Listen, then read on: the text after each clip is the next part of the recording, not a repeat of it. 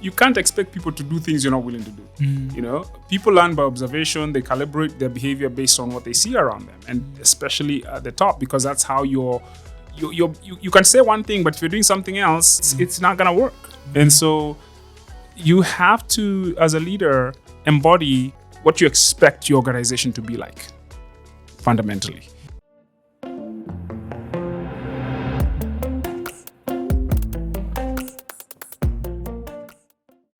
Hi HR Pros, welcome to the People Champion podcast. Today is all about culture. Our topic for the day is culture is not just vibes. How do you design it and how do you live up to it? So I'm joined by our very own founder and CEO, Mark Arake. And my first question for you for the day is, what is company culture and where do people get it wrong? Company culture. Essentially, company culture is how people in an organization operate, how they make decisions, how they work together, and how they, in essence, make the sausage that produces, the meal, if you will, right?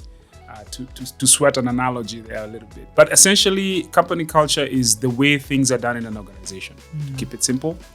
On your second question, how people get it wrong is because they're not intentional about it.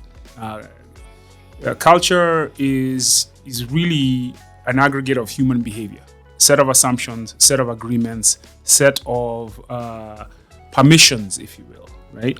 And so because any organization is about bringing people together and those people have to learn how to coexist in an environment, culture is emergent. It is wherever you bring even one person.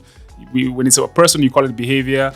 When it's more than I guess, technically speaking, a number of people, you can say there's a culture that will emerge because those people are interacting together. So fundamentally, the way people get it wrong is not being intentional, not taking it seriously enough, right?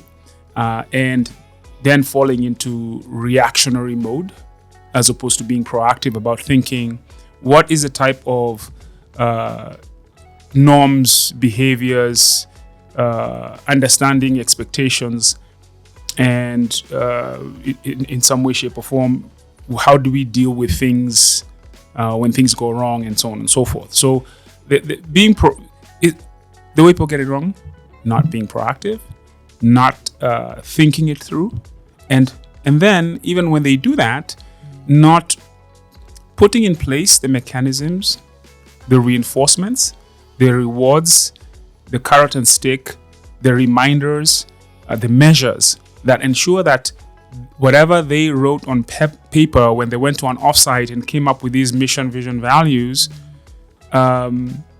is what's the word I'm looking for? Is lived. Is a lived experience.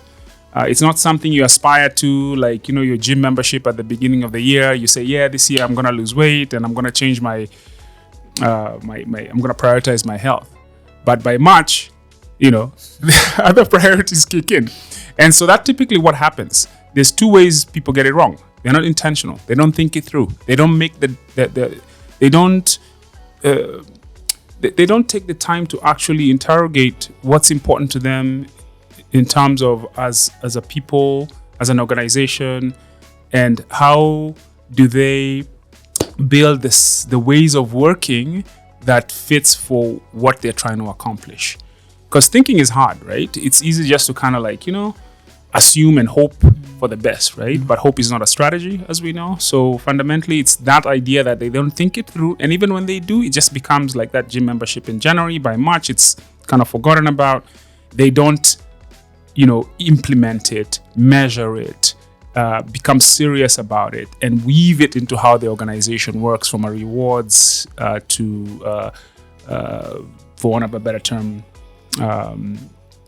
retribution perspective, if you will. So that's how people get it wrong.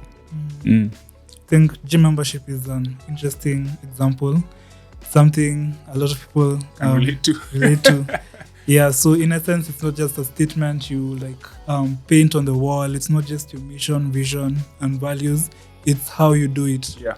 So at Impact Africa, for context, Impact Africa is a startup studio with a mission to change the African narrative Elevate HR is among the portfolio companies under it. So at Impact Africa, we stand by 3 core values: high performance, high integrity, and high collaboration. Why this, and how have you implemented them so far? Yeah. So what we do at Impact Africa is we are in the venture building game, which by definition is a discovery process. There's a lot of uncertainty. There's a lot of information that we are dealing with when you're creating something new and putting it out into the world, and you're bringing people from different skill sets and career paths together to manifest something out of thin air, fundamentally. And in that type of environment, high performance comes with the territory. Because for a rocket ship to take off from the launch pad, it needs a lot of energy. And so venture building, entrepreneurship, startups are symbolic, are basically the manifestation of a rocket ship without being a rocket ship. Because that's what you're trying to do when you're trying to get something started for the first time. And so you need high performance by definition. High collaboration. Again, it comes with the territory. You need people to work together, to share information, to kind of mind meld, and even kind of be very supportive of the functions of the mission that you're trying to accomplish. You can't have silos because information needs to flow almost instantaneously. The team that is trying to get this rocket ship off the ground needs to have a shared set of assumptions and understandings. And because there's a rapid information flow coming into the organization from the market, people need to kind of be able to pivot and first of all, absorb that information, analyze it almost as one unit and kind of make decisions to adjust their course and so on and so forth. So that flow of information into the organization from the efforts you're putting out cannot be in some corner, right? Otherwise, all of a sudden, things don't work. So high collaboration comes with the territory. Yeah. High integrity goes without saying. I mean, I'll just say, we live in a society where integrity is a very fungible concept, if we're going to be honest with ourselves here. And so for me, I like to sleep well at night. And you can accuse me of anything you want, but you'll never accuse me of not having integrity. And so for me, that is a fundamental. Trust is a core part of manifesting anything, building anything worthwhile, right? Anything long-term, anything scalable, anything that will last, any relationship. And so, high integrity goes without saying. It is fundamental. So in terms of implementing our culture at Impact Africa, high performance, high integrity, and high collaboration, we have built a way of operating, and we call it the flywheel. And the flywheel is basically the things that we do that drive our organization. And so a core part of that is high performance, right? As part of kind of what we measure that very intentionally. We've built a daily reporting, goals and tasks reporting culture, if you will, a way of operating.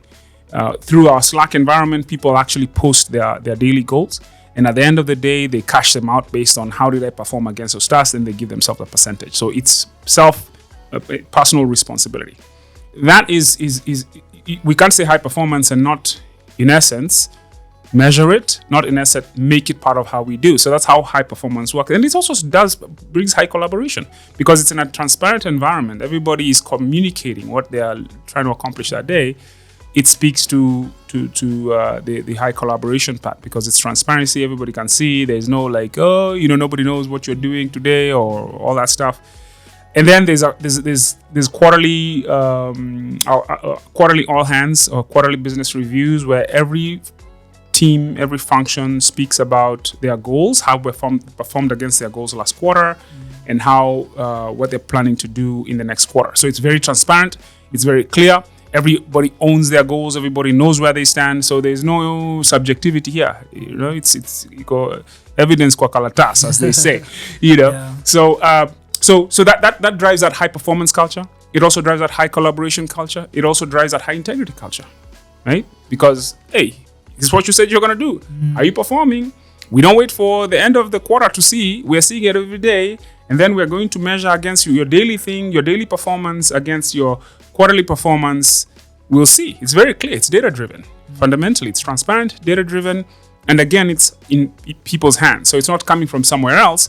You own your destiny. You control your destiny, right? So that's how we've enshrined our culture. We also have a learning and development function that is a core part of how we do what we do, because we take these college graduates and we put them into this environment of high expectations, and they've never worked anywhere before. And so our L&D program is also part of how we accelerate the development of people, because high performance requires skill, right? And so requires ability. And so you can't expect people to do things if you're not equipping them. And so L&D is a major part of how we have enshrined a culture of high performance from a growth mindset perspective. Very intentional. It's measured. That's how we do that. We also have a what would you call it? Like a practice internally where people recognize their peers through what we call weekly shout outs. So you shout out people based on something that they did, you worked on together, how they kind of were helpful to you, and so on and so forth. So there's a culture of peer recognition, and it's posted in our Slack environment with people's pictures and so on and so forth. And then at the end of the quarter, we recognize the people who have got the most shout outs, and they get an award, and so on and so forth. So that drives the culture of high collaboration. So yeah, we've thought this through, and we don't want to be subject to that, gym membership in March. Yeah. We want to be staying, in the gym throughout the year. So that's how we do that. Okay. So back we came across a certain debate that leadership culture comes from the top. It's not an HR function, and we actually did a blog about it. What are your thoughts on that? What do you think about that? It's no question about that. It is. You can't expect people to do things you're not willing to do. People learn by observation. They calibrate their behavior based on what they see around them, and especially at the top, because that's how you can say one thing, but if you're doing something else, right? It's not gonna work. And so you have to, as a leader, embody what you expect your organization to be like, fundamentally. And then from there, it's now just a question of you take excuses off the table. That's the job of the leader. Take excuses off the table. Take doubt off the table. Bring clarity into the situation. And if you're not willing to live by those standards, then change. Then you can't expect your organization to live up to those standards fundamentally. Yeah. Okay. So from an organization standpoint, what I'm capturing it's all about intentionality. Where would you advise these companies to start from? Which companies? The ones who want to... Yeah. Ones who are looking to maybe improve their culture, or starting companies. Where would you advise them to start This from? it's all about authenticity as the leader. Like you said, it's not a HR function. Right? Yeah. Because the HR person or the people manager or anyone in the organization can want to implement a certain culture, but the truth of the matter is they will be swimming upstream if they don't have what you would call like alignment across from the top, right? And so this is a leadership function, and it's about authenticity. You have to sit down with yourself and kind of, if you haven't done so already, figure out what you truly care about and what standards you're willing to live by, fundamentally. And if you're not willing to live by those standards, then figure out which ones you're willing to live by, and kind of that becomes the high watermark that you can expect. So it's really about introspection, if you haven't done it already, and really figuring out who you are, what you care about, and what kind of organization you want to build, what kind of place you want to show up into every day. and then essentially from there define what the cultural values are, and then go further and say, okay, how are you going to implement them into the organization so they become part of how we do things, how we reward, how we recognize, how we fix problems as they come up in a very with real mechanisms, if you will. So so first it comes with being clear on what you value, and writing them out in very clear, defined ways, going from the high level concept down to what it actually means, which we've done with our culture deck. I learned this by when I was in the Bay Area. Netflix, when they came into the market, the CEO was very intentional about building a culture, because in his first startup that he had, he was the opposite of that, and he had a crazy experience which he didn't want to repeat. So in his next company at Netflix, he actually went about very intentionally defining their culture, right? What they value, what they mean, and how they will be kind of perceived, if you will. And they actually published this on the internet, which I thought which was a very radical move at the time, right? Because people are like, wow, okay. And it was a way for them to actually signal to people who want to join the company what the kind of environment expectations were up front. And so I thought that was amazing. And so when we were setting up our culture at Impact Africa, we took the same. We learned from the best. We learned from those who've gone before us, and we're like, we're gonna do this. And we worked in a collaborative way to take our core values and turn them into a deck, and presenting that and saying, this is what we stand for. And we review that deck every quarter. It's presented by the leadership group to the organization. And so, it's being very intentional. It's being very clear. It's being very, and then just following through on the implementation, which is work, right? It's now going to the gym, if you will, right? The day-to-day maintaining of those standards, right? Yeah. So. Okay, that's interesting. So finally, we've talked about companies that are just starting or looking to improve their culture. What about companies that are looking to scale, or those that are actually scaling? How can they keep their culture consistent, clear, authentic, intentional? Yeah. That's tough. That's not easy to do, because in any system, when you add more variables you add to a system, complexity increases, right? And so that, as you're growing your numbers, maintaining culture is one of those things that not many organizations have figured out. And what you did before will probably at 10 people will not work when you're 50. And what you're at 50 may not work when you're at 150, right? So how do you actually do that? Some of the best examples of leaders who've been able to do that are folks like, the paradigmatic example, the Steve Jobs of the world, but how he maintained what Apple stood for, and innovation and design, and, just fantastic products.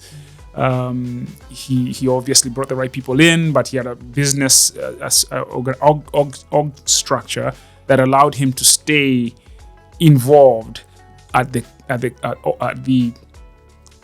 all the important points of the business. Right? He simplified the business and had direct involvement up and down the organization, and had amazing people in leadership positions who are aligned with him. The current example that is, for me, is most what do you call it? Potent for our time is Jensen Huang at NVIDIA. I was listening to a podcast, and he says he has 60 direct reports. Okay, 60, which is insane if you think about it, right? But I guess it's insane things that it's not the received wisdom of how to run an organization. Typically, people have a certain number of executives, then they have a certain number of reports, and there's this cascading org structure. At NVIDIA, he says he has 60 people who directly report to him, so he has his hands directly into the nerve center of the organization, right? So instead of creating this hierarchy where information begins to degrade with every level, he has 60 people, and I think they have a bi-monthly meeting with everybody in the room. And the another thing that I thought was pretty radical and amazing is that when he gives his feedback to people right in front of everybody, so that everybody learns at the same time. And so, yeah, I mean, that's no wonder they are leading the AI revolution with their development of the chips that they make. And so you got to figure out, I think